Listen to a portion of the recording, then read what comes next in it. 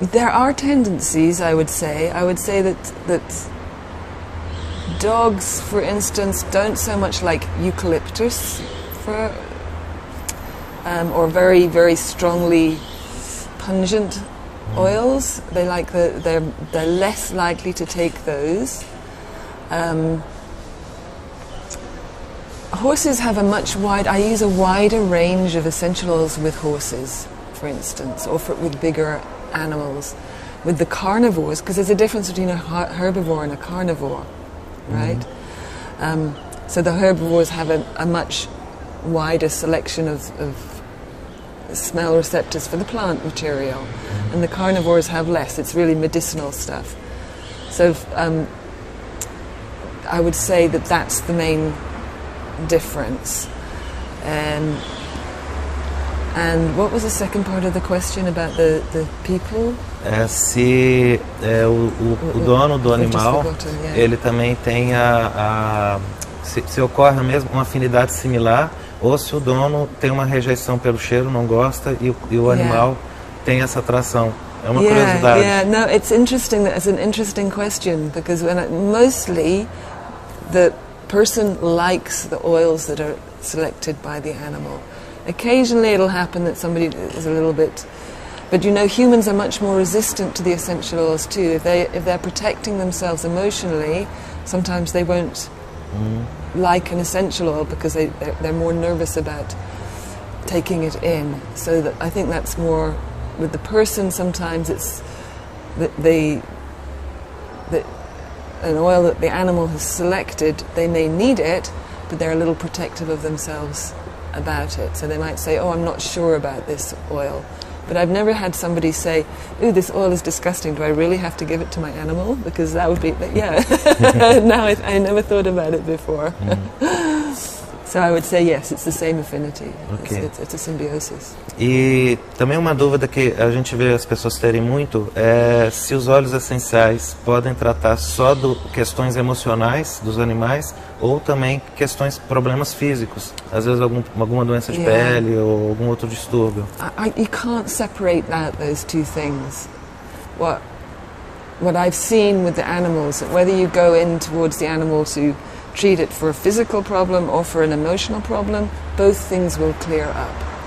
For instance, there's a condition, a horse had a skin problem, and it was also depressed and kind of a little bit down, and the owner wanted me to treat the skin condition, and the skin condition cleared up, and so did the animal. The horse got much more bright and lively, and actually it was a problem for the person, because suddenly the horse was more lively and not so quiet. So, but it always, for me, you can't separate the two things. Emotional and physical we're one unit, and if you work with one, you change the other.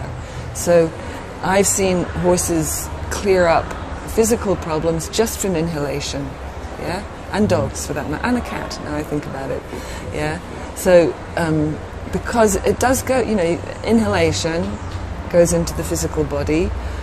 You put something on physically, you're smelling it. It's all one thing.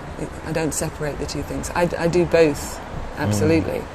But I don't think that you necessarily have to put something on topically to make it to clear up a physical problem. I do use them topically for wounds or for strains or for itchy skin, then I will put essential oils on. But I'll always let the animal select first, even when I'm doing topically, because I have some blends I make up that I have always in my, for wounds, for superficial wounds, for bruises. I let the animal smell first, and usually they'll smell it, they'll look at where they want it, then I rub it on. And then when they don't want it anymore, then they move away or they don't. So it's a little bit oblique. It's not exactly answering your question, but Bom, em seu livro nós temos várias histórias que são contadas, de experiência sua com alguns animais. Qual delas que mais te tocou e que marcou mais você e que de repente você gostaria de falar um pouco? Let me just think what's in that book. One of the lovely ones was the goat who died. It's a little bit, but it was a very strong, powerful experience, and it's something that happens. It's very, it's useful for people. The frankincense helps animals' passage into death. So the goat in the book, I arrived at somewhere to do a workshop in America, and the person who was hosting me, her goat was not feeling well, and she was considering calling the vet to put him to sleep. So we went down there, and frankincense essential oil helps the passage into death, helps you to release things you no longer need, which is sometimes the body. So we went out and offered him some frankincense, and he hadn't eaten for a few days, this goat. And he came over to us.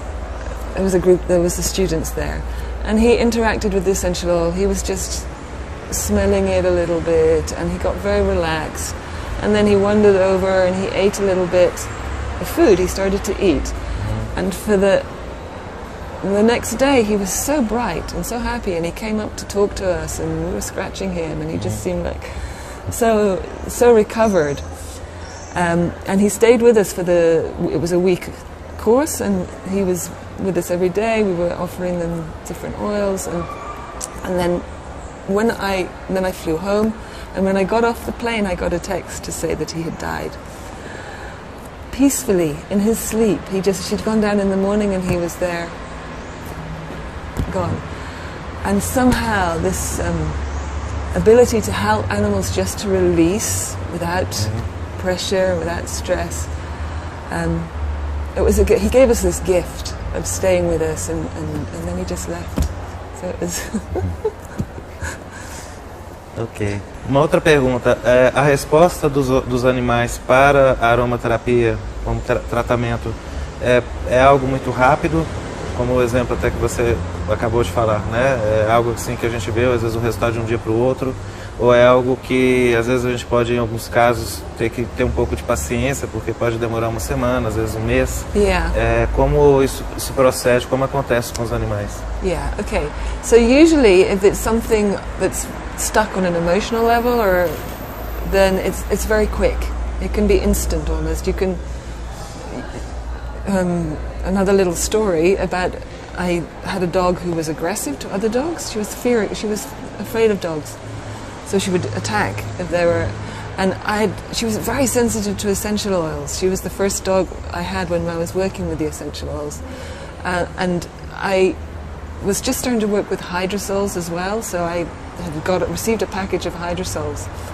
And one of them was peppermint. There was peppermint and yarrow, and so I was just offering them to her to see how she interacted. And she was finally interacting willingly with aromatics, which made me feel happy.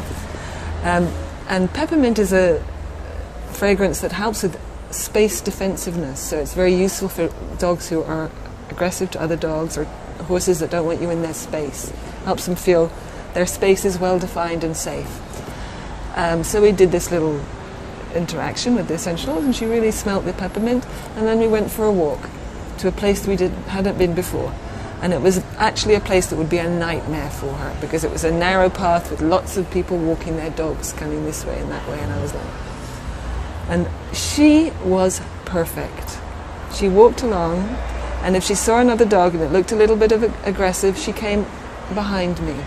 She met another dog that was playful, she played with it. She was... All of her responses were like... I was walking along and I couldn't believe it, because normally she would have been attacking these dogs, and I'd have been really stressed and having to keep her. But just from smelling the peppermint hydrosol one time, her behavior completely changed. So in that situation, it's amazingly quick. Yeah, it's mind-blowing. But for instance, if you have an animal with a long ongoing skin problem, like horses with a sarcoid, which is a benign tumour, it can take some months, and in that situation the oils will change probably. They'll show interest in this oil for a little while, and then we'll change it up, there'll be a different oil as it goes through the process. So it can take some time to change something that is manifesting physically and has been going on for months, years, whatever. Okay. So, yeah. Bom, Nayana, gostaria de agradecer muito a sua presença aqui no Brasil. Para nós é muito importante esse conhecimento que você está trazendo para nós e espero que você retorne outras vezes para cá, para que a gente possa ter essa troca de conhecimento, de aprendizado. E muito obrigado por estar conosco aqui nessa entrevista. Muito prazer. It's been great. I've really enjoyed visiting Brazil. This is my first time here. You've done a great job here. You've done a great job on my book, and I'm enjoying our cooperation. Okay. It's lovely. Yeah. Muito obrigado. Thank you. Obrigado.